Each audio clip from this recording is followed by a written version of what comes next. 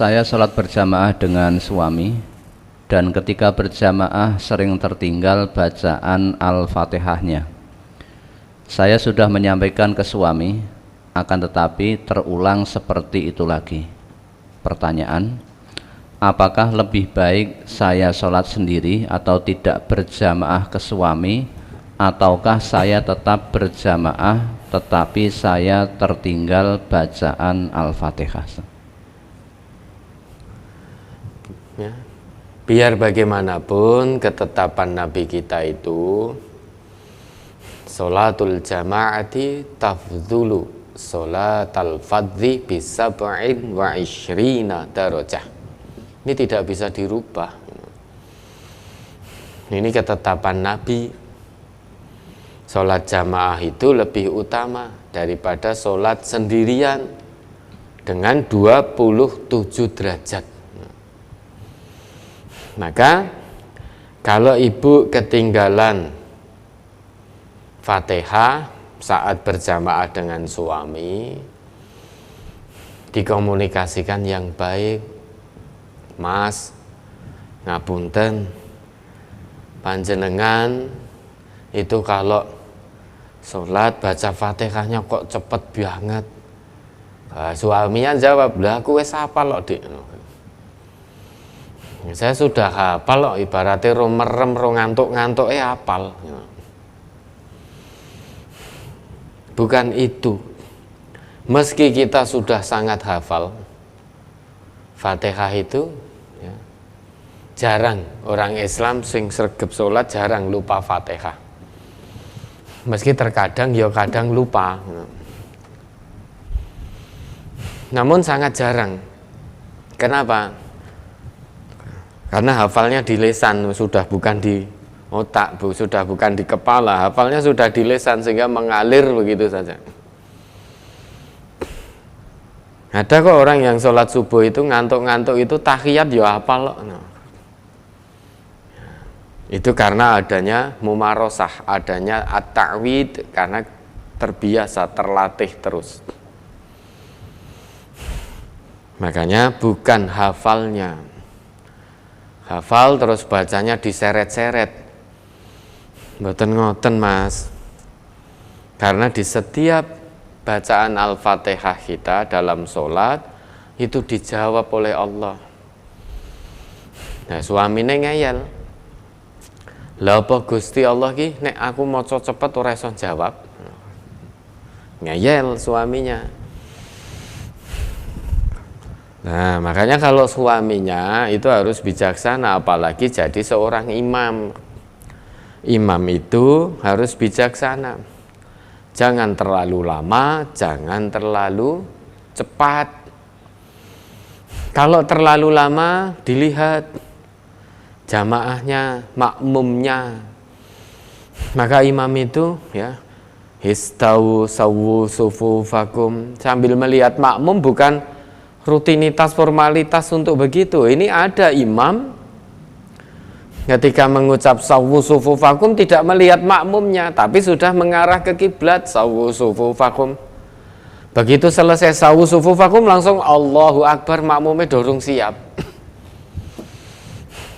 Safnya belum lurus. Ada imam yang begitu. Padahal ya, imam itu salah satunya yang harus dilakukan mengatur shaf makmum. Yang belum rapat dirapatkan, yang belum lurus diluruskan.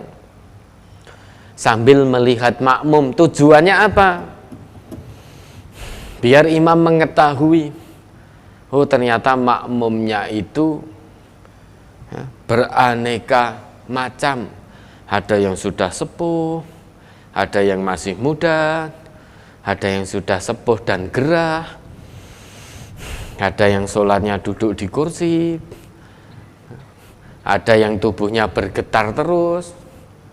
Itu makmum melihat imam melihat makmum biar bijaksana. Oh ternyata begini.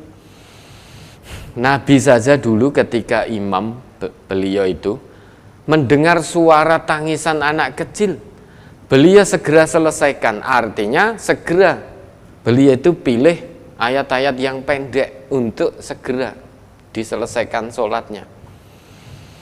Lah kita ndak, imam bacanya panjang, lupa-lupa, ya, terbata-bata, ya, mungkin ada yang yata tak terbata-bata,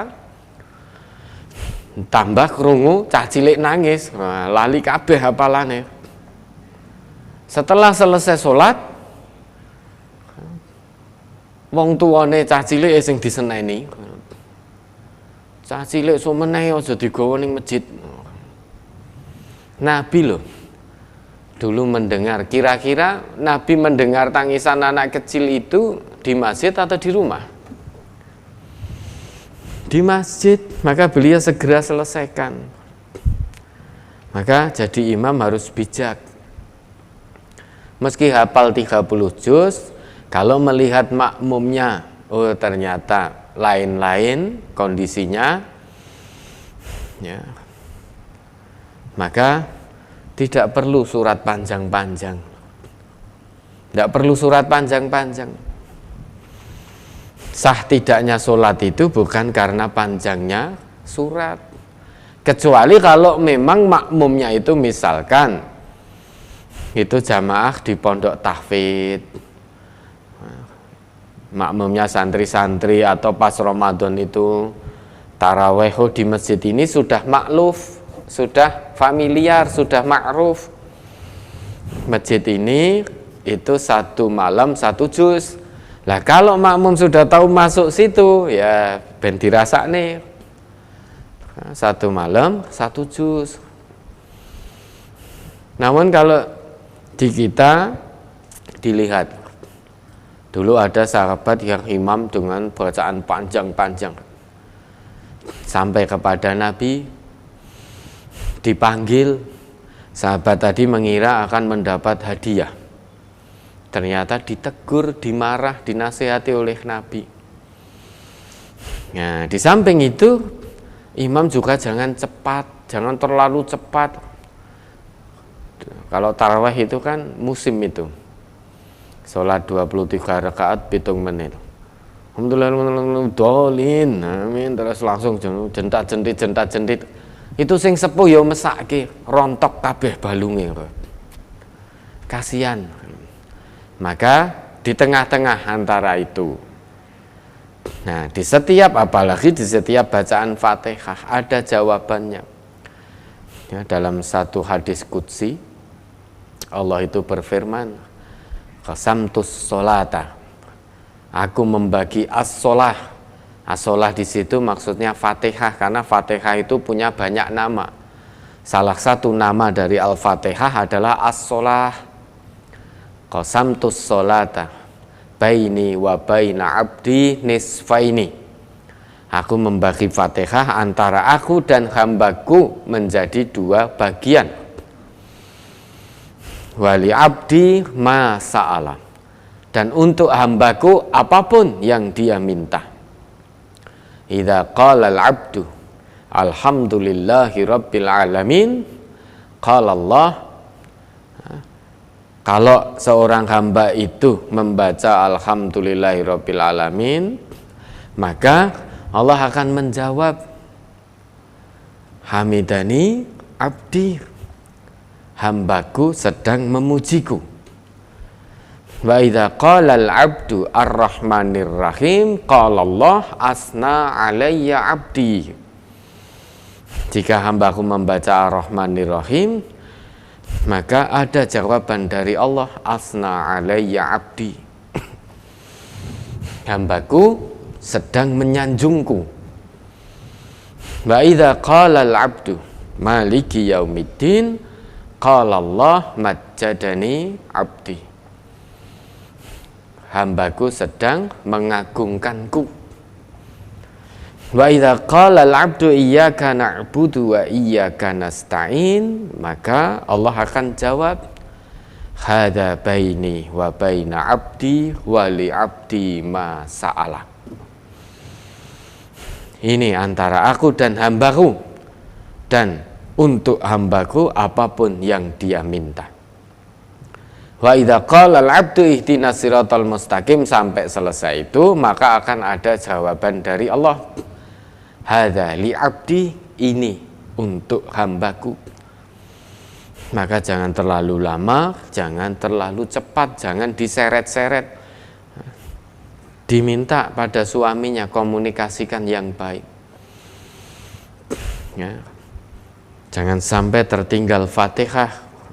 Kalau dalam sholat sir panjenengan tertinggal Fatihah sampai Ar-Rahmanir-Rahim, kok tadi imamnya sudah rukuk jenengan jadi ngebut Ar-Rahmanir-Rahim, Allahu Akbar, Maliki yaumiddin, iyyaka na'budu wa iyyaka nasta'in, ihdinas siratal mustaqim. Nah, begitu hilang khusuknya, hilang.